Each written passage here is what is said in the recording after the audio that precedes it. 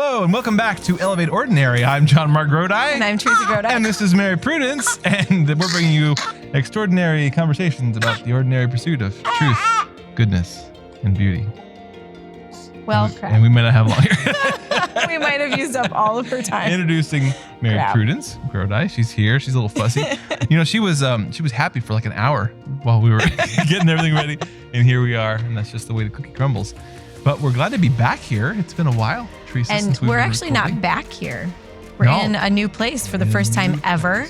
This is the new Awaken Catholic Studios. Really excited to be here. It's a giant room that we're in. So we're not in the basement anymore. So cool. It's really awesome. New studio, new setup, and new baby. Yeah. Right? So, we're excited. Hope. What do I want to say here? We hope it hasn't been too long. I know we were playing some of our favorite episodes in the interim, so hopefully some people out there enjoyed some of those conversations. But we're glad to be back. We have a lot of new ideas for this. We're sort of making this season 3 for this. Every time we get a new set, we start a new season. Exactly. So here we are, season 3. We're going to start it off with a bang, talking about doing kind of a postpartum debrief. We did a lot of talk last season about getting ready for pregnancy as a couple. You know, how do we prepare for that? How do we think through it? How do we have the conversations? And I thought some of those were good conversations. We enjoyed them. We got some good feedback on them. But someone suggested, when they were giving suggestions for the original shows, that we come back and we do an afterwards and tell how our advice went. Now, I don't want to make this show about like how to live JonMarc and Teresa's lives, because that's not what it's about at all. Yeah. But we actually did give advice, and I really feel like we should follow up on the advice that we gave. Yeah. Well, and just let you know how it went. Because I hate when you're like taking on someone's advice and then you're like, geez, I wonder how their kids turned out several years into the future. You know? No, but and of course our main thing on this is not, it's not parenting advice or the granular stuff of any of those areas. It's more, we're as a couple just trying to talk through, how to be saints in our life. We're trying to figure that out for ourselves. You have to figure that out for yourself and your family, your spouse.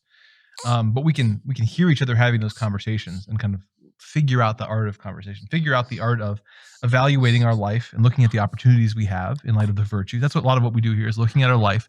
What are the opportunities that we're missing or grasping in order to be who God's calling us to be? So we were just sort of thinking, and we put the baby away, by the way. So it got quiet all of a sudden, sort of quiet. and we don't have a baby anymore in our hands. Let's look back. Let's do kind of a debrief of the postpartum period. Just like you might look back at your day or your week and you say, okay, what went well? What are the ways in which I had prepared well and I showed up for it and I practiced virtue and God showed up and it all just kind of came together. What were the good? What were the highlights? And then what were some things now that we realized, okay, next time we're going to tweak this, do a little better, do a little differently. And so that's what we figured we'd do today, babe. Right? Yeah. Newborns are like a boot camp. So we're like new people now. We thought we knew ourselves. Yeah. Now it's like we're totally different people. Oh, yeah. And it's funny because when like before the baby comes, you keep saying like, you keep splitting up the kids that you have and you're like, okay, you take 3, I'll take 2. I can't do this because I'll have all 5 kids that day and I can't, oops, my shirt fell off. Nope, not. Sorry for you listening to the audio. Carry on. It's just, anyway. It wasn't that bad. The listening audience is like, what? This is life when you're nursing. You're just always like, am I wearing clothes? I can't actually remember what I'm wearing right now.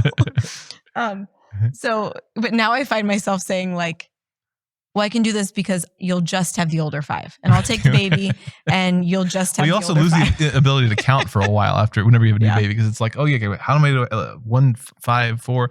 It doesn't, your brain is not calibrated for the number of children you have. So it's like, it's sitting there, the gears are turning, but they're stuck, You're always like missing a child and you didn't know you were missing a child because your count is off. Yeah. Or you're counting, then you realize you're holding one. You're like, oh yeah. Okay. Yeah. We're good. We went on a quick day trip vacation and he was holding the baby and I went back to our room for something. And JonMarc at one point was like, oh, where's Teresa? She's been gone a long time. Oh, she's probably nursing the baby. And he was holding the baby. Yeah. But that being A said, lot of she is that. a very, very, very sweet, Yeah. sweet baby.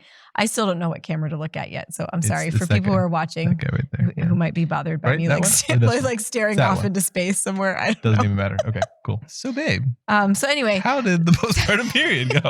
What were So the bads? prior Or no, to this, we're doing the goods first. Yeah. prior to this, we did a 3-part postpartum or a 3-part series on pregnancy with my midwife and then like postpartum planning. So just Yeah. like planning how we've looked at and what we've learned through having up to that point 5 kids. Right. So someone had suggested we do a follow-up How episode. to get holy by being pregnant. That's the, Yeah, no kidding. the subtitle of Or die trying. Or die trying. How I thought I was saved before I started having children and realized I was just walking into hell. How I thought I was patient. And, I know. you know. So the first thing that I want to say, my very first thought as to how this postpartum period went in response to how we prepared for it was we totally nailed it. Oh, okay. nice. Like everything that we suggested like paid off huge amounts in our postpartum period. So I would do it again and I would do it harder next time. More meals, more rest. Yeah. Less planning or less doing things afterwards. Yeah, we had a lot of great help this time. A lot of people. Yeah. And I was Yeah. actually worried about help because my parents were a lot more out of the picture this time because of their own health issues. Mm. And I was very worried about how it was going to go. Mm-hmm. And actually, usually we like to give me a break from the newborn sometimes. You know, you'll help Mhm. out a lot more. But this time I found myself thinking like, he has got these 5 kids. Like I've got this baby. Like as long as I will just take care of the baby. You've got all 5 kids. This is like a vacation for me. Yeah. So it was a really, really great postpartum period. And there are some things that stuck out. Sure. So number 1, the 6 weeks rest was totally necessary. Yeah. Planning for that. Totally. Like time really, really rest. Don't do anything. I felt guilty sometimes about like mass. Like I don't think I might not have been to mass for 4 weeks. And it was like we had a variety of things going on. Like this postpartum period was a fun grab bag. It went really great for 2 weeks. And then I got like this ridiculous swollen jaw. Like it was glands, sweat glands, or not sweat glands, salivary glands, swelled up. I could barely, I had to puree my food for like a week and a half, you know, like I couldn't move my mouth. Yeah. Like it was just, you remember that now? This is going to be good because I'm going to. So that happened. A lot's happened in 2 months. I can't remember. And then we were like, well, is it mono? Is it something catching? Or is it like because I clenched my jaw too hard because that's something I do in the postpartum period.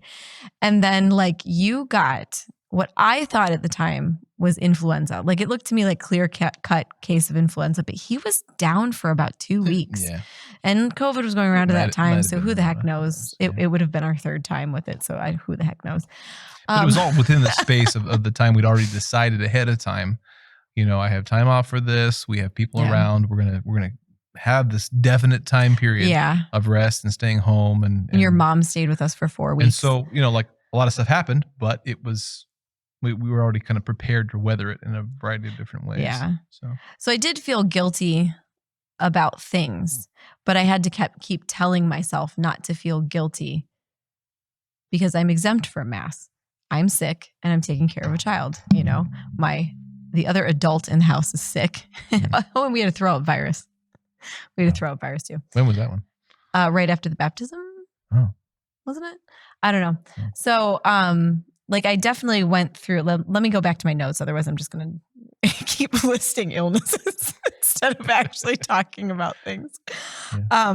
So what was interesting was that at 6 weeks, I got mastitis. See, listing illnesses. At 6 weeks, I felt like $1 million. Like, whereas if I had worked even a little bit out in my garden, within the 6 week period, I would have just been like on the couch the whole next day. You know, just like I did too much. You know, I didn't nurse enough. The baby's fussy. I didn't sleep at all because she didn't sleep at all, you know. But like right at 6 weeks, like I felt amazing. Right. Absolutely You had amazing. a couple things happen, like again, a couple infections and things, but it seems like you got over them pretty easily. Because we rested. Yeah. Whereas I feel like in the past, again, there were some times where you did start doing too much too quick. Mhm. And then there were these longer setbacks that really were frustrating because Yeah. we'd already kind of like mentally, we'd already gone back, tried to go back to normal life. Yeah. And then we were getting set back. Whereas we had already kind of mentally prepared, you know what? This is a time period to Mhm. kind of snug in the hobbit Yeah. hole, you know, and we'd already kind of prepared for that. So they were Yeah. smaller road bumps.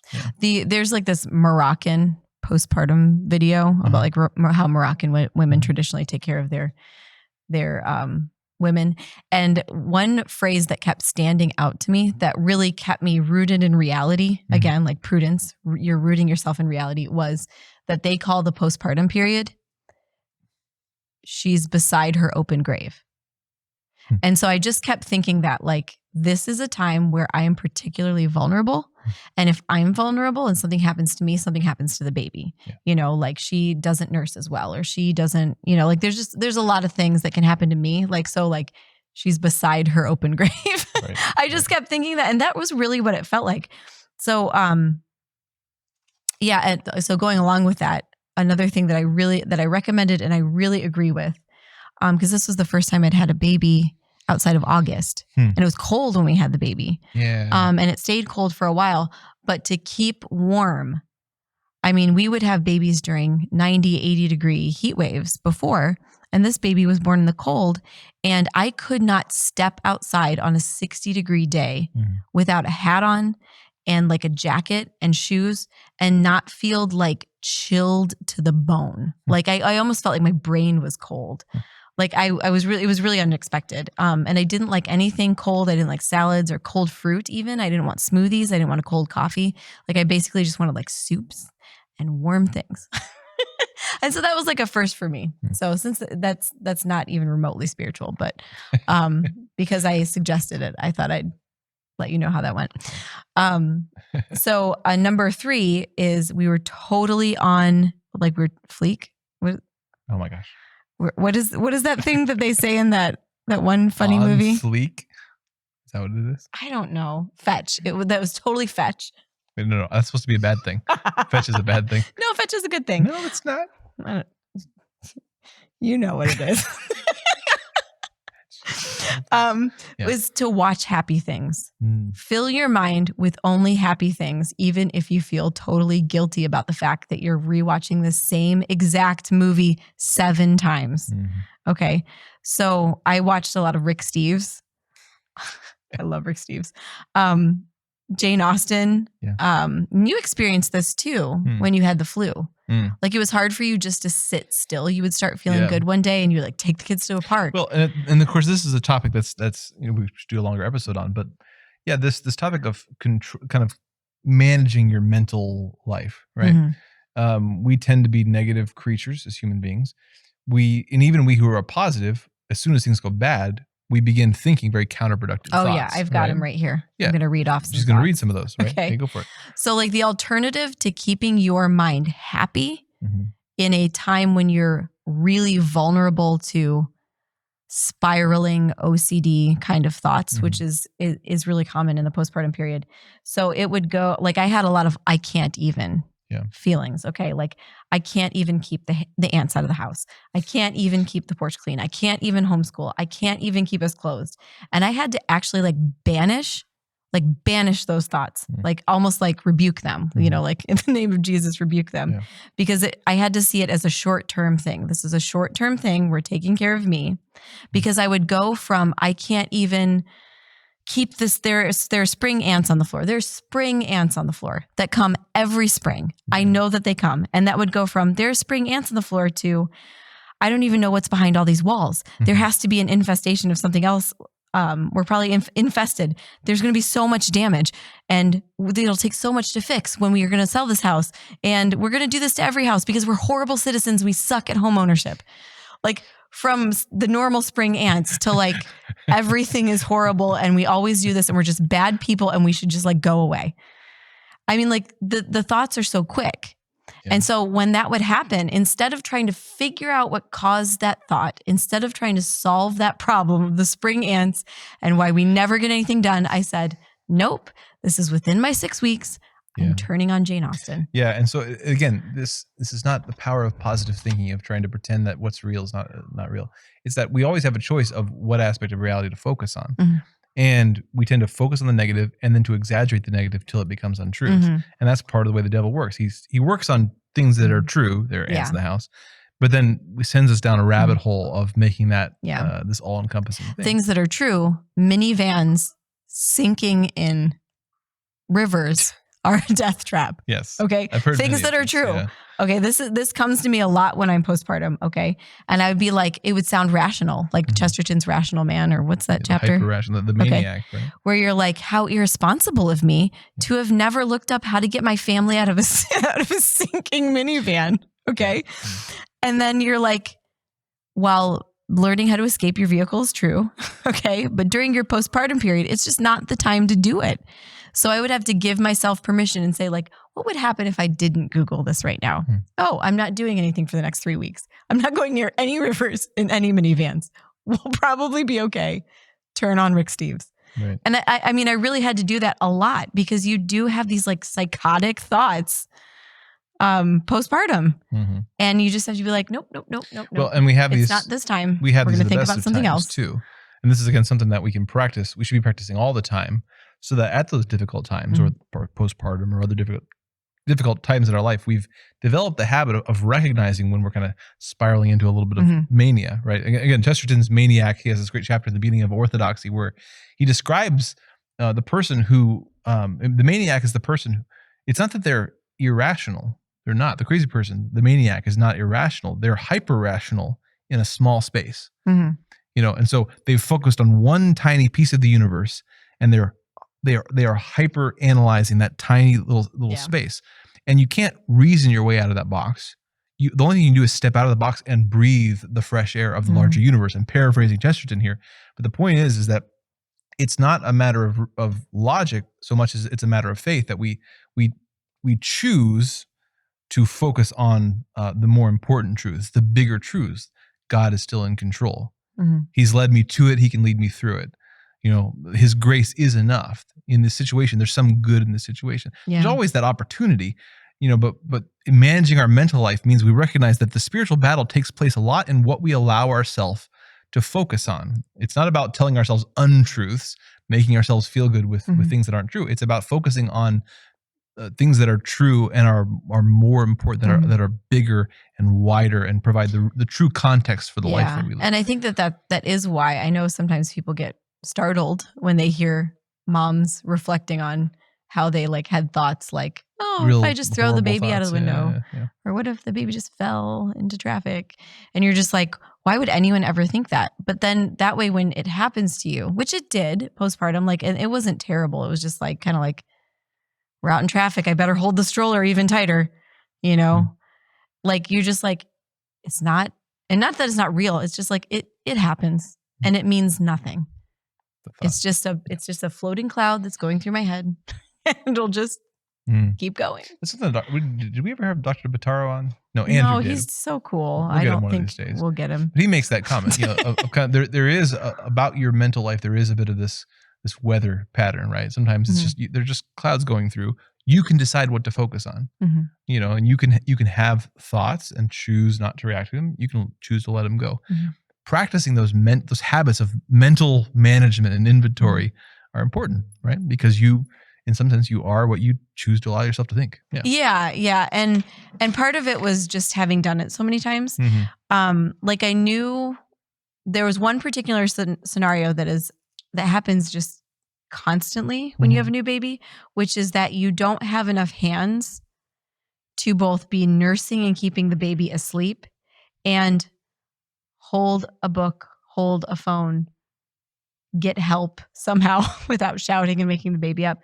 So there are a lot of times where you just sit there for like an hour and you're just like, all I can do is just sit and do nothing, literally nothing. Like I'm not even in front of a TV screen. I'm just sitting and there's no book in my hands and anything that I can see with my eyeballs right now is like all I got.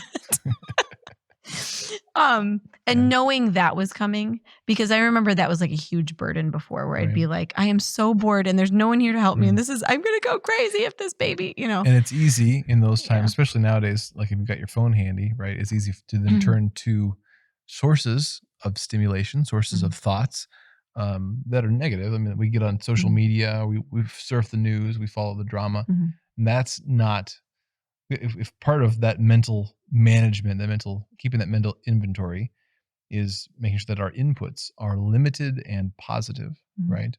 And they need to be true, good, and beautiful. Otherwise, we don't need them. We don't really need the news. We don't really need the news cycle, the drama, the church scandals, people arguing. There's a part of us that wants that, that's curious about that in a negative, in a vicious sense. But again, we have to make a choice of, no, what should I be filling up my mind with? Yeah. I kept thinking of Simone Riscala and her, the leisure episode. And her talking about Joseph Pieper's leisure. And there was this one point where she was saying how she was doing the dishes and she's like, no, I'm not going to stop doing the dishes. I'm going to do the dishes until it's complete. And that kept going through my head, like, okay, no, the baby's sleeping. I'm nursing the baby. There's literally no help I can get right now without waking the baby up. So I'm just going to keep washing the dishes right now. Yeah. And that's what I'm doing. And it's nice because I'm kind of high strung and type A. So like the ability once every 2 years to just like sit and do nothing. It actually brought about a ton of joy. I mean, like, I feel like every baby I have, I learn to enjoy that baby more, like just to really relish and like, just, I mean, it's like, it's blissful. I mean, yes, you don't sleep. Yes. Like there's all that, the stuff that makes me fussy. But then like the time staring at that baby is just so much more joyful than I remember other kids being. Yeah, it's interesting. Yeah, the practicing, again, we talked about in that episode with Simone, right? About the leisure as a virtue, as something you need to practice. You need to be practiced to be able to be at peace, be present to a thing or a person, and really enjoy that thing. That takes practice because there are so many vices that disrupt what's supposed to be such a human thing, to enjoy, just be with another person, or to enjoy a painting, or to simply enjoy, being in prayer. I mean, just to be there. That there's actually a whole lot. It looks like nothing's happening, but there's a whole lot of virtue that it takes to be the kind of person who can do that well. And so, yeah, that's something interesting thinking about the postpartum period.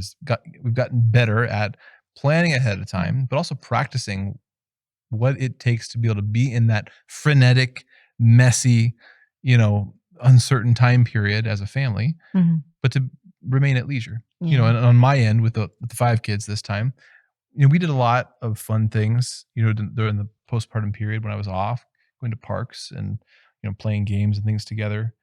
And it was much more peaceful, I think, in the past. Maybe we'll talk about some of the negatives, but by and large, I think, the virtue of leisure, I think that was coming a bit more naturally this time.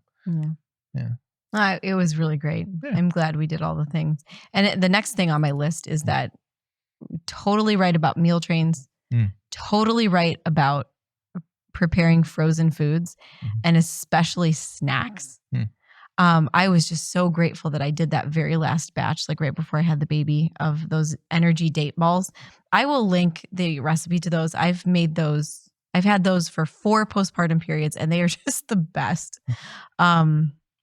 Energy date balls. I think there's like 3 ingredients, but they're amazing. Dates, coconut, maybe.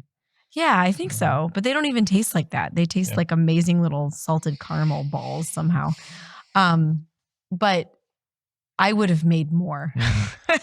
Like I would have made more, especially like pre-cooked things. So not like, we have a lot of stuff left that's raw that I would have to put in a crock pot.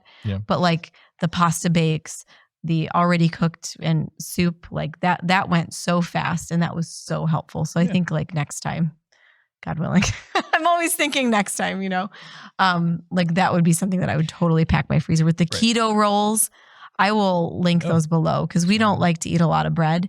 And so I made these Keto Rolls that taste like Red Lobster cheddar biscuits. Yeah, they're so good, and very, very convenient. And we had, well, I want to thank, just real quick, I want to just thank our community. Like, and if there's one lesson I have from this last time, it's build community now. Build your community. Like our community, I mean, we had 2 months of every other day meal trains, an entire 2 months. And we also had not random people, but like people who didn't sign up for the meal trains, just dropping stuff off, coming to pick up our kids. Like a friend took some of the older kids to the park. Somebody came and watched our dog. Like we just had things, like people just do things and show up and bring us things. And every little bit of it was needed. Yeah. It wasn't extra. It was like, we were so like Jim Gaffigan, like, what's it like to have 5 babies? It's like, oh, you're drowning in someone hands you a baby. That is what it's like. It's like you're just barely keeping your head above water, trying to make good decisions. And like, so when people bring you food or like take care of your kids, I see, I'm not looking at the right kid. I'm sorry for everyone. This is a new setup. I was thinking there with, again, it ends up being such a cool community event. This is not something we saw or anticipated at the beginning. We talk a lot about in the modern world, the breakdown in communication, the breakdown in community, and all the things that go into that and all the difficulties around it. But it's amazing how the meal train stuff has turned into like not just a great service, a way to serve and allow others to serve you, but it really makes the birth what it's supposed to be, a kind of community event. Yeah. Like when someone else now is having a baby, like to get on their meal train, to be able to share a little bit in their postpartum period, to be praying for them, to be taking them a meal, and to be participating in a small way in that in their life. It's just like this incredible thing. And so now to be on the receiving end of it again this year, it was just such a blessing. It was amazing. Well, just recognizing what that person has actually done, which is you've cooperated with God, brought a new life into the world, a heart that will beat for 80 years, a soul that will live for even longer.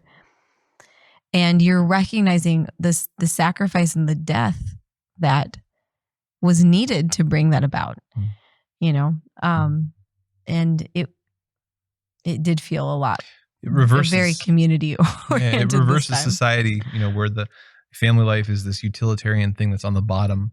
And we look up to everything out there as the big important stuff. And it reverses back to the way that things are supposed to be, where what happens in the home and family, bringing new people into the world and caring for them and loving them and raising them up, that's the high point of civilization. That's the pinnacle. That's what the community is there for, is to serve that. That's what the larger community is there for, is to serve that. And so, it's been a wonderful thing for that to come together and for us to participate, in this sort of reordering of society a little bit, a small way toward what it's supposed to be. Yeah. I'm so grateful to everyone. I mean, we had to have had everyone we know show up and help us. Yeah, it was so nice. It was just phenomenal. I'm so grateful. Making sure I had snacks. So I think I said that was like a big deal. Like making sure I had snacks. And one hack is that every time somebody would bring us a meal, I would take a part of that meal and make a pre-portioned part of it or two in like a little microwavable bowl and put some foil on it, so that as I'm like running around all day and I just only have a few seconds to like go pee, like I can just stop at the refrigerator, throw it in the microwave, push the button, go to the bathroom, come back and like grab it. And then I'd have good food instead of like, if we had chips around, like opening a bag of chips or like, you know what I mean? Like something else other than what I would have to go to because it was convenient and shelf stable. So I definitely would make more snacks, and I want to bring snacks to moms in the future too, that are like mom snacks. So that, and something else that I think we take for granted is not spiritual in any sense. Well, I'm sure it is in any sense because it's in creation. But like the happiest baby on the block stuff. That book. There's like the 5 S's, the swaddle, swing, suck, shake, not that kind of shake. Jiggle. And what's the other one? Side lay. Yeah. Like we have that down so much now that it doesn't, like people were like, is she a good baby? And I'd be like, yeah, she's a great baby. And then I'd be like, but I also really know how to make newborns quiet. So I'll link that as well below or in the Debrief. description, wherever you're watching this. But it's called The Happiest Baby on the Block. And it teaches you how to recreate the womb, which is what babies want, right? Like the outside world is bewildering. So that was really, really, Telling really me, Prudence. Another thing that I felt that is good to be aware of, and because I was aware of it, like it helped me just kind of keep smooth sailing, is that for some insane reason you get shifty-eyed. Like you're talking to somebody and you're just like, I noticed I kept looking out the window when people were talking to me, which the window is like behind where I sit. Cabin fever or what? No, I think it's like you're thinking about too many things and you're like super uncomfortable and you're just kind of like, you can't stay focused on what you're doing. So you're like, you're constantly like nervous shifting. And I don't know what that was, but I recognized it before in myself. And when I mentioned it to other friends, they were like, yeah, I know exactly what you're talking about. You get that way. You do. Like, anyway, or like the inability to keep my shoulders down, like you'd be like so tense and you'd be like, oh, stop that. But before I would try to like think my way out of it. Sure. And this time I was like, oh gosh, I'm getting tense. It must be one of those days. Oh no. And I'd be like, nope, turn on the TV. And it's just like, and I say TV because like when I read, it gives my mind more ability to like think. And in negative ways, it can, because you can stop reading and just think, but like the movie captures your attention. So I used a lot of television. Yeah.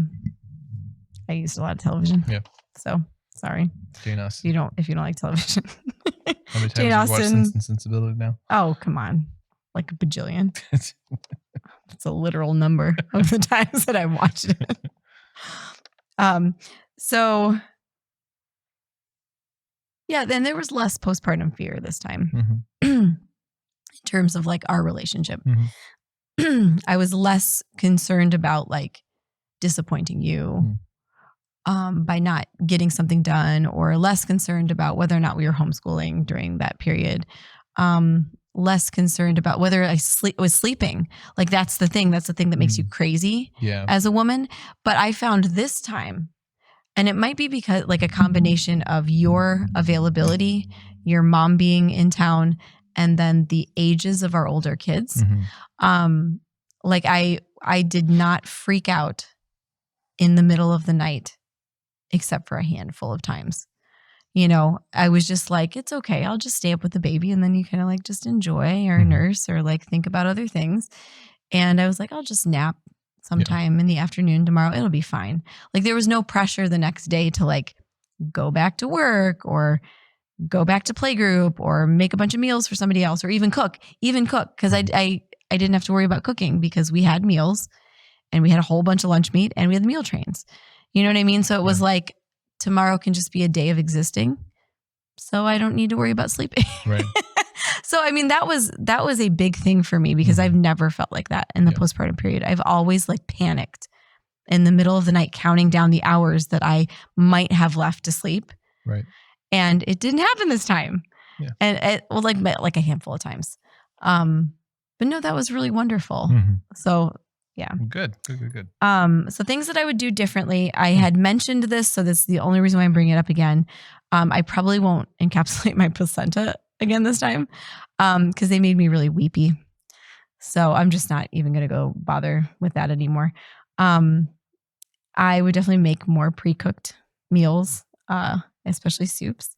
And I would keep my pelvis and my hips more mobile during that sitting in time. Because as soon as you start sitting upright to nurse the baby, like when you're done laying down, because like honestly, for maybe a week and a half, all I could do was lay down. Like I didn't even have the core strength to sit upright. I would definitely make sure that I'm like really keeping my hips mobile, like by doing exercises, because I noticed that like after maybe week 4, my back was so stiff, just so stiff. And I couldn't get rid of it. I still kind of can't get rid of it. So yeah. Those are my, I wouldn't do differently. Hey, babe, how did the postpartum period go for you? It was good. I mean, a couple things I was thinking about. I think we talked about beforehand, I mean, obviously we all know this, but like we want to kind of get healthy and get on a good routine and get disciplined beforehand so that we have, first of all, so we can ride on that a little bit, but also that you can carry on as much as possible throughout. Now, you can't do all the same things, particularly you can't, but I didn't do as much in the postpartum period as I could have to stay on track with prayer and with exercise and with eating well. And of course, then that spirals into, okay, I slept worse than I otherwise could have. I wasn't as present. I wasn't feeling as, involved and engaged as I could with the kids. So again, that's just life, right? We can plan for the postpartum period because we know it's coming, but those periods are going to come no matter what. You're going to have up times and down times. And so, when things are good, you want to be building virtue. You want to be building the routines and the discipline to carry you through the difficult times. Another aspect of it that I really noticed this past year is that, and this may be largely temperamental, but I think it applies to a lot of people, is that I tend to be a person who connects with other people when I'm feeling good, right? When I'm feeling positive, when I'm feeling encouraged, when I'm, I'm not stressed out, then I feel comfortable to connect with other people. As soon as I start getting stressed out or depressed or just, like my schedule's disrupted, I sort of put that on the back burner. Talking to you, talking to my friends, I didn't get to go to men's group for a long time during the postpartum period. But I wasn't doubling down my efforts to stay connected to my brothers, to lean on them, to talk to them. And I've noticed that pattern in myself. And that's something I would have done differently is sort of, again, developing the habits of that beforehand, but then being sure that even though I'm home, I'm away from my colleagues, I'm away from my men's group, that I'm using other means to stay connected to people. So I just tend to disengage during stress and figure, I'll reconnect with people when I'm out of it. So that's something I noticed in myself this past time. Actually, I noticed that in you too. And at one point, I think I texted one of your friends and I was like, hey, JonMarc could use a guy date. And he's like, didn't you just have a baby? I'm like, yeah, but you mandated a mandate. I did. I won't tell you which friend. Yeah. Gosh, beyond that, I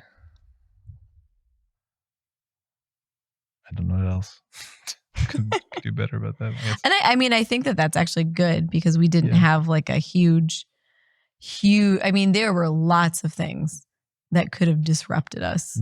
And having the plan, particularly having the meals, having planned the childcare, having planned you being off of work. And I worked to bring things that I knew we might need to the house before. Yeah. Like we had tons of vitamin C, tons of vitamin D, all of the stuff that I have for if we get sick, probiotics and things like that, just to like slam the quickest sense of like, a cold.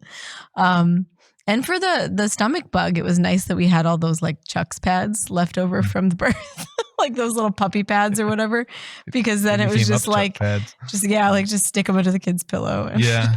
No, I think the main thing, again, it goes back to that episode with Simone on the leisure. I think that's the key here. Yeah, we talked about this a lot. It's the basis beforehand. Of culture.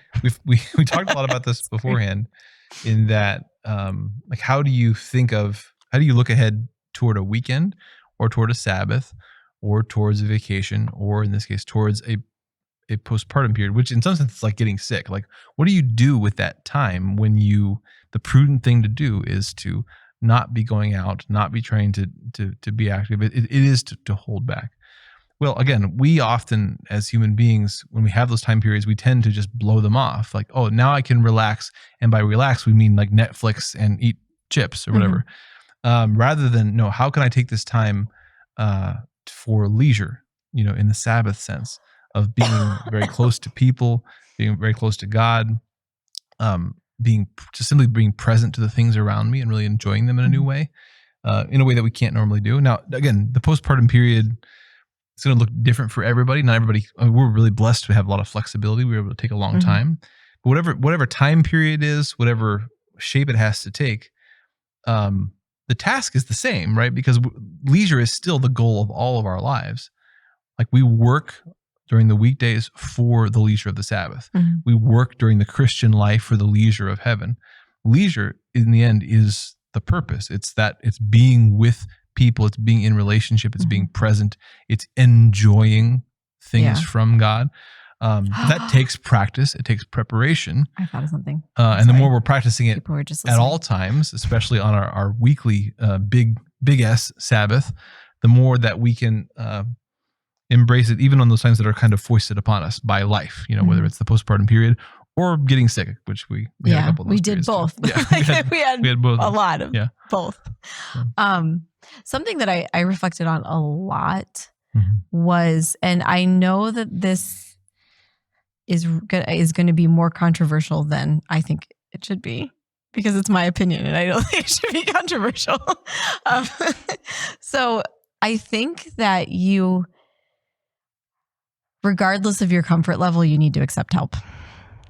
And I know that a lot of times, like, family members do try to force themselves into a new baby situation because they want to see the baby and they want to be helpful. But I think it's really important to take it and to take it and manage it. Like, even if it means like, oh, someone I don't want in the house or I just don't feel like being with right now is in my house taking care of my kids. I'm just going to lock myself in the bedroom with the baby. That's a way to manage a situation and accept help. Okay.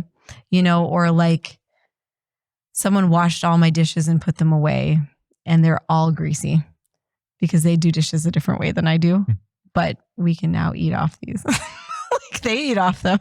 Like there was one day in particular when I had that jaw thing happen, and I looked like JonMarc, you woke up and you were like, do you have something in your mouth? I had told him my face was swelling, but you actually asked me if I had something additional in my mouth because it was so huge off the side of my face. And Father Peter was going to come over and say mass or something. I can't remember what it was. He was going to say mass. And I just told you in the morning, I was like, JonMarc, I don't want anyone in this house. I don't want to see anyone. Like, I just don't want it. I don't feel like it today.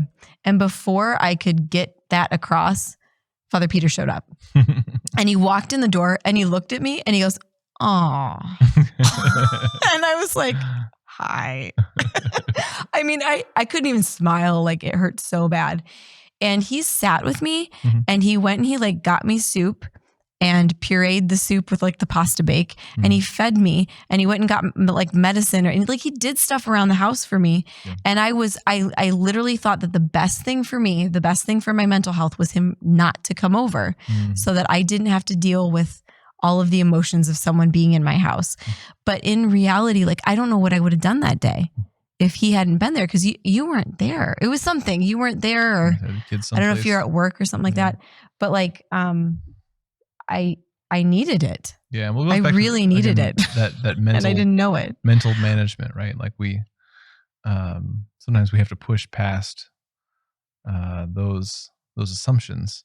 That, well, sometimes we let our thoughts be driven by kind of just the movement of our feelings. But we know we should accept help. We know that we need other people, and so we kind of have to plan to not, kind of subvert ourselves, into the usual ruts that we get into. Yeah. So there are people who overstep boundaries, and there are real feelings that occur to you when someone has overstepped a boundary. But there are also other solutions than being angry at the person. Like you can take their help in a way that separates you from them a little bit. And I'm not talking about Father Peter, but I'm thinking of when I have in the past thought people were intrusive and how it like whipped me up into a frenzy. Yeah. But then in reality, like, that frenzy was mine that I was whipped up into, and outside of like labor, like it's hard for me to think of a situation that that it's like an emergency to get someone out of. I think that about covers it. Anything else, babe? Good, bad? It was good. It was wonderful. Yeah. It's always an experiment. You always got to debug and debrief, and in the end, I yell a lot. at the kids because you're under a baby. There's nothing else you can do other than like yell sometimes across things. Was that in the good or the bad? Which category was that? It just is. It's not in a category. It just is. Yeah. I'm aside for individual walkie-talkies on each kid. I don't know how I'm going to get around that. Yeah. Yeah. Well, hopefully there was some interesting stuff in that for you. Again, the main thing here is that it's just it's a project that, you know, husband and wife have to be both involved in.